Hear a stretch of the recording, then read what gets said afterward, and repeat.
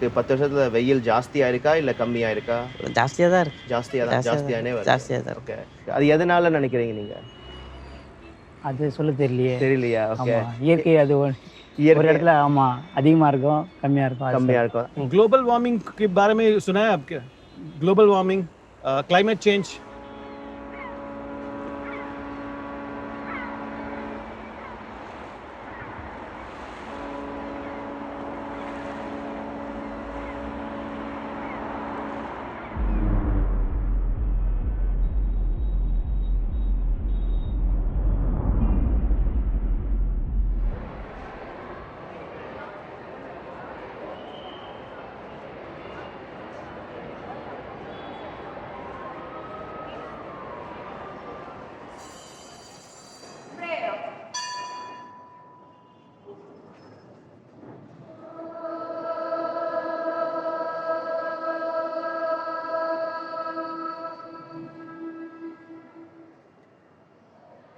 What do you think about the heat in Chennai?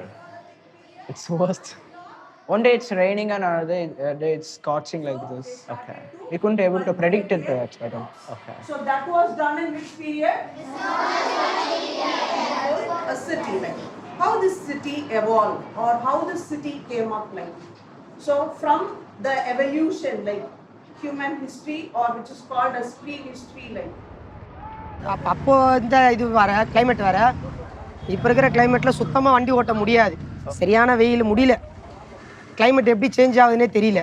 இப்போ இன்னைக்கு காலையில் இங்கே மழை, ஆமாம், ஒரு 2 hours மழை பெஞ்சுது. அதுக்கப்புறம் ஃபுல்லாக வெயில். இந்த காலத்தில் மழையே வராது, இந்த காலத்தில் மழை வருது. மனுஷனோட சூழ்நிலை தெரியாத போயிடுறாங்க பாரு, மார்வெளி என்ன பட்டுன்னு போகிறாங்களா, அது மாதிரி இருக்குது. அப்போ நம்ம என்ன சொல்ல முடியும்?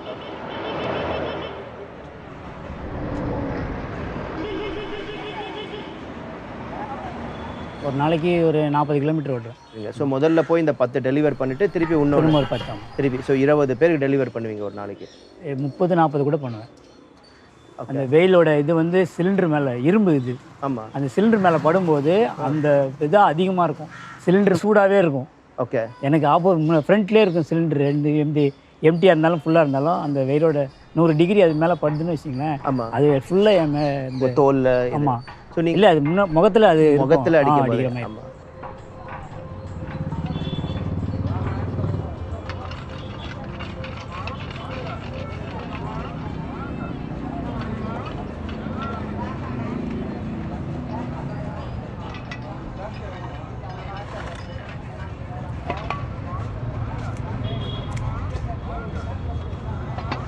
நம்ம வெயிலில் நின்று வேலை செய்கிற அனல் அடிக்குது, நெருப்பு அயன் பண்ணும்போது அனல் அடிக்குது, சட்டையெல்லாம் கைச்சிட்டு பண்ணுற கொஞ்ச நேரம் செஞ்சால் எனக்கு ஒரு வயசாகுது இல்லை, மூச்சு வாங்குது.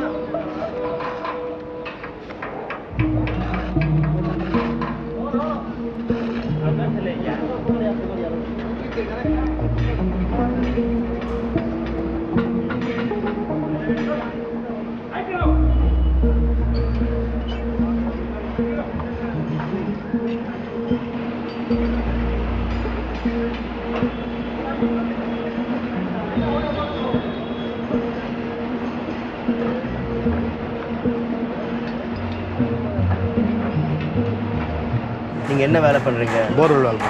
ஓகே. எவ்வளோ நாளாக இந்த வேலை பண்ணுறீங்க? 26 இயர்ஸாக பண்ணுறீங்க. ஃபஸ்ட்டுலாம் 200, 150 அப்படி இருந்தது. ஓகே. இப்போ 300, 350, 400 வரைக்கும் போகிறோம். அதாவது ஒரு வாட்டர் லெவல் கீழே இறங்கி ஒரு நாளைக்கு எவ்வளவு நேரம் வேலை பண்ணுவீங்க நீங்கள்? மேக்ஸிமம் ஒரு 12 ஹவர். காலையில் 6 மணிக்கு எழுவோம். ஈவினிங் ஒரு 6-7 மணி வரைக்கும் அவ்வளோதான். அவ்வளோதான். அந்த வெயில் டைமில் மத்தியானம் வந்து ஒரு ரெஸ்ட் எடுத்துருவோம். ரெஸ்ட் எடுத்து வெயில அதை பொத்து தான் செஞ்சுட்டு ஆகணும், வேறு வழி இல்லை. வேறு வழி இல்லை. லைக் உங்களால் கொஞ்சம் நேரம் பிரேக் எடுக்கணும். அந்த பிரேக் எடுப்பு நாங்கள் ஓவர் வெயில் இருந்தால் நாங்கள் பிரேக் எடுத்து தான் செய்வோம். ஓகே. அதான் 6 வந்துடுவேன். 9 மணிக்கு போவேன். 9 மணிக்கு போவீங்க. அப்புறம் இப்போ சாயந்தரம் மதியானம் வரைக்கும் அப்படியே தான் இருப்பேன். அப்படியே தான் ஹீட் அதிகமானதுனால உடம்பு அந்த அளவுக்கு ஒரு டைமுக்கு மேலே வண்டி ஓட்ட முடியாது. அப்படியா? இந்த டைமுக்கு மட்டும்தான். இந்த காலையில் வந்துட்டோம்னா இந்த 6லேருந்து ஒரு 11 மணிக்குள்ளே ஓட்டிடலாம். அதுக்கு மேலே வெயில் அதிகமாகிடுச்சுன்னா வண்டி ஓட்ட முடியாது, ரொம்ப ஹீட் ஆகிடும். உடம்பையும் பார்க்கணும். சில டைம் ரொம்ப வெயிலாக இருந்துச்சுன்னா நாங்கள் சீக்கிரமாகவே பண்ணிட்டு போயிடுவோம். 12 மணிக்கெலாம் வந்து ரெஸ்ட் எடுத்துருவோம். அப்புறம் ஒரு 3:30 போல் தான் நாங்கள் வேலைக்கு வெளியே போவோம். சாயங்கால டைமில் ஒரு 6-7 மணிக்கெலாம் வந்துடுவோம். 6:30 இருக்கலாம். ஸோ அந்த நடுவில் இதில் வேலை பண்ண மாட்டீங்க? பண்ண மாட்டோம். வெயில் காலம் ரொம்ப ஹெவி ஏதாவது ரொம்ப மோஸ்ட்லி ஒயர் கட்டானா மட்டும் தான் பார்ப்போம், மற்ற டைம் நான் பார்க்க மாட்டோம். அது ஒன்றும் பண்ண முடியாது. என் வேலையை வந்து நான் ரெஸ்ட் எடுத்துகிட்டு செய்ய முடியாது. டைம் போயிடும். 10 சிலிண்டர் எடுத்தோம்னா 2 மணி நேரத்துக்குள்ளே சப்ளை பண்ணால் தான் எனக்கு இது பண்ணாகும்.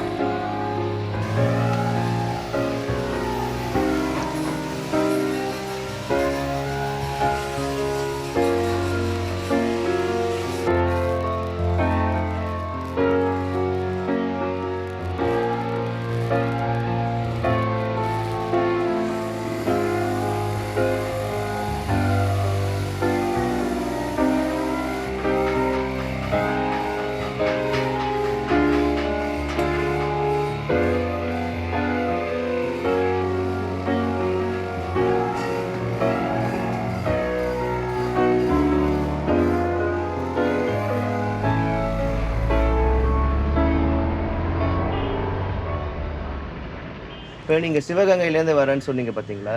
அங்கேக்கும் சென்னைக்கும் என்ன ரொம்ப ஒரு வித்தியாசம் இருக்குது? லைக் அங்கே உள்ள மாதிரி தான் இங்கேயும் இருக்குது. என்ன ஒன்று மோஸ்ட்லி என்ன அது வில்லேஜ், இது டவுன் ஆகும். अच्छा वहाँ पे तो बरसात भी होता है, ठंडी भी होता है, गर्मी भी होता है, 3 चीज होता है. यहाँ पे नहीं है. यहाँ पे तो खाली गर्मी है. यहाँ पे 12 महीना से गर्मी है. हर जगह में अप्रैल में तो ही होगा. गर्मी होता है, जैसे पेड़ वगैरह रहता है ना, वहाँ पर शाम को थोड़ा ठंडा. Okay fine.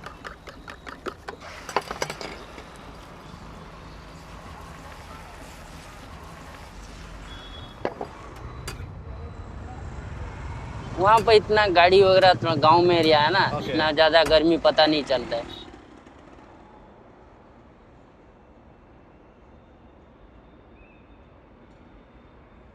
எப்படி இந்த வெயில் அதிகமாகிட்டே போகிறது, அது எதனால நினைக்கிறீங்க நீங்கள்? சரி, சித்திரை வைகாசியை ஃபுல்லாகவே அப்படி தான் இருக்கும் நம்ம நினச்சிக்கிறது. ஓகே. தலைக்கீழே மாறுத, நம்ம என்னத்த சொல்ல முடியும்? நம்ம பட்சகரம் சயின்ஸ் இது பற்றி சொல்கிறாங்கன்னா என்ன சொல்கிறாங்கன்னா வந்து ஓசோன் லேயரில் ஓட்ட விடுது அப்படின்னு சொல்கிறாங்க. தெரியல. பூமியில் தண்ணி இல்லை, அதனால. பூமியில் தண்ணி இல்லாததால் உங்களோட ஒப்பீனியனில் என்ன பண்ணணும் இதுக்கு? நீங்கள் என்ன நினைக்கிறீங்க? மரம் வளர்க்கணும். மரம் வளர்க்கணும். வேற அந்த அணை தண்ணி ஏரிலாம் கொஞ்சம் க்ளீனாக வச்சுக்கணும். க்ளீனாக வச்சுக்கணும். தண்ணி வெப்பமாகாமல் இருக்க, பூமி வெப்பமாக இருக்க, அதெல்லாம் பண்ணணும். Deforestation should be completely taken off. Using of plastics, that also should be eradicated. Like otherwise your soil, no, that is a great resource for us. People are ruining it, no, by putting chemicals. Your underwater also is getting polluted. Like usage of carbon should be lessened. Hydrogen should be more used. Like renewable resource should be to market. It should be taken into more. And so on, like. We should reduce the usage of automobiles and use eco-friendly vehicles like cycles. And nowadays it's a electric scooter and all coming. We should use that type of things. இங்கே இருக்கிற பெரிய பெரிய ஸ்கூலில் வந்து ஒரு car எடுத்துன்னு வராங்க. அந்த கார் பார்த்தீங்கன்னா கிட்டத்தட்ட வந்து ஒரு 15 அடிக்கிட்ட இருக்குது. அதில் ஒரே ஒரு பையன் தான் வரான். ஒரு சந்திலும் பார்த்தீங்கன்னா 10 கார் 5 கார் நிற்குது. இதால் டிராஃபிக் தான் அதிகமாகுது.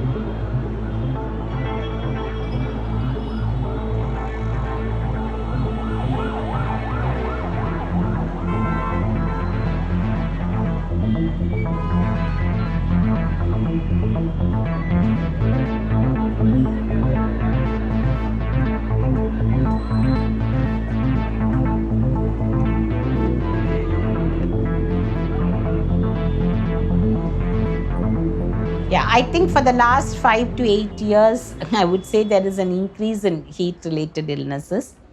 Newborn children, when they are not sufficiently breastfed, and there is a combination of severe summer, they get like milder problems like jaundice. And the more moderate problem is the blood urea goes up. The kidney function is a little bit affected during the severe heat. Wow. And in extremes, you can even see thrombosis of the blood vessels to the brain if it is extreme. Wow. Okay. Yeah, so that is one thing for newborn babies. You look at school-age children and teenage children, sometimes they inadvertently or sometimes out of compulsion spend long hours under the sun.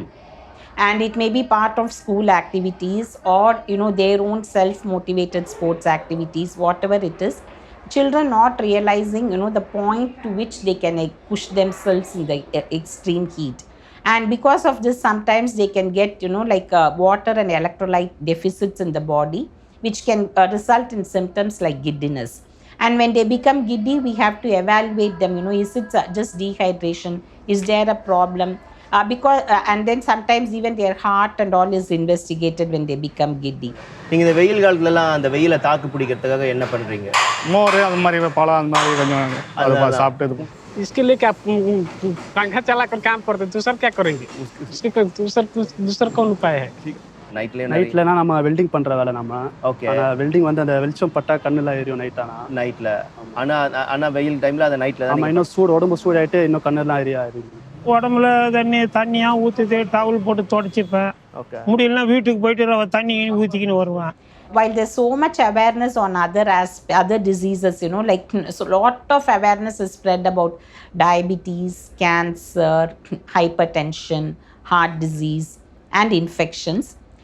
These kind of environmental related things affecting health, there is less emphasis on spreading knowledge about this, which needs to be improved.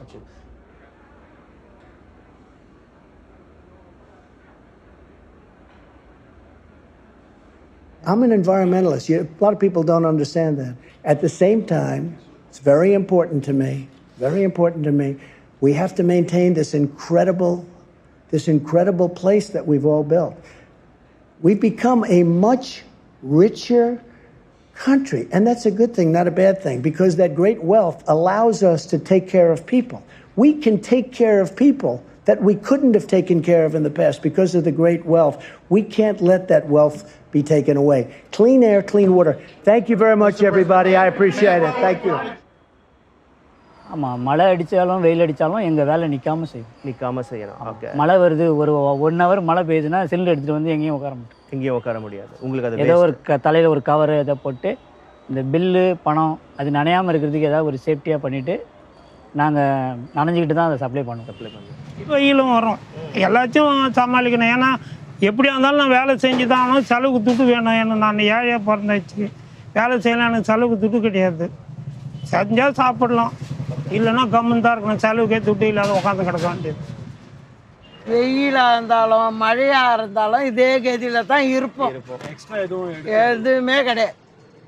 மேலே பூக்கு மூடுறதுக்கு எதனா ஒன்று plastic போட்டு மூடுறோமே கண்டி நாங்கள் தொப்பையாக நன்றின்னு வீட்டுக்கு போய் தான் நாங்கள் தொடச்சி முழுகணும். எங்கள் தலைவிதி இப்படி தான்.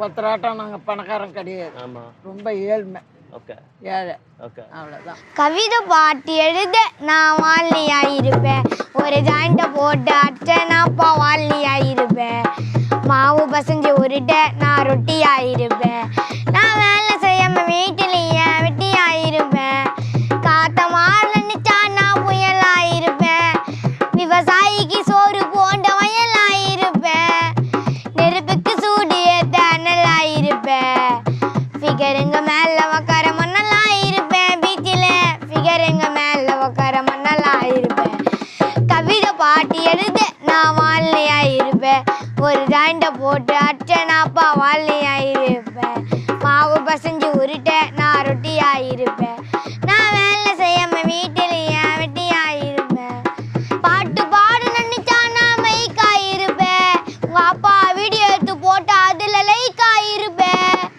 உங்க அப்பால வீடியோ எடுத்து போட்டு அதுல லைக் ஆயிருப்பேன். அப்படியா? கவிதை பாட்டு எழுத நான் வாழ்நியாயிருப்பேன், நான் ஜாயிண்ட்டை போட்டு அட்டை நாப்பா வாழ்நியாயிருப்பேன்.